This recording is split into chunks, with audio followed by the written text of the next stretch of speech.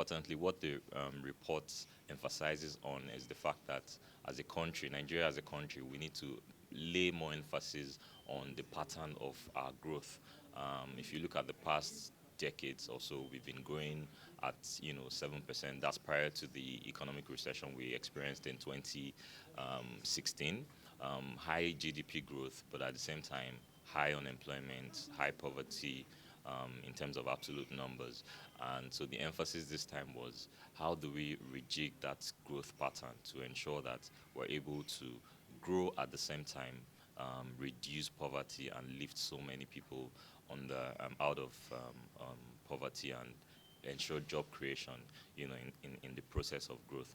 And what we also looked at was, and which was, emphasized in the report, was the fact that um, after before the recession, very few economic sectors are contributing to GDP growth, and we saw that continue even after the recession.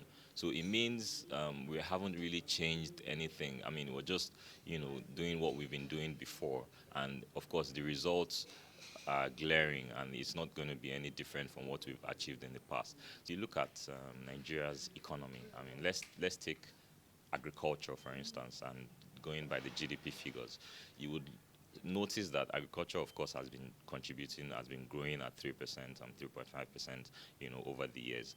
But if you look at the composition of agriculture, you'd notice that crop production accounts for 90% of agricultural output in Nigeria.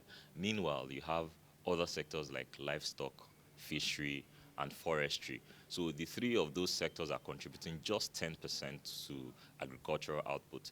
The same thing is with manufacturing, where you have cement, food and beverages, and textile contributing close to 70% of that sector's output. And you have almost like 10 other subsectors, pharmaceuticals, footwear, so many other crucial sectors, whether metals and ions, um, you know, other agro-processing sectors that are just contributing very little to manufacturing output. And we're saying, look, we need to open up these sectors, ensure that growth comes from those sectors. And one of the things we proposed in the report was to highlight the fact that these things won't happen coincidentally. It has to be deliberate.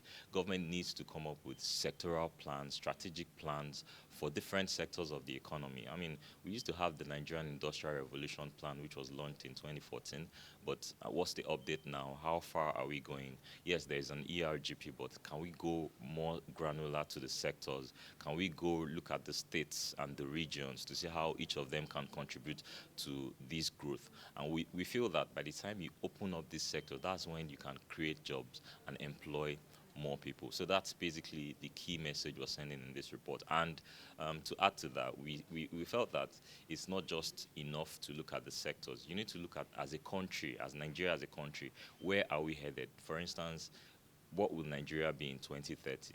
Who is talking about that? Nobody right now. The ERGP, which is the government's plan, will expire next year.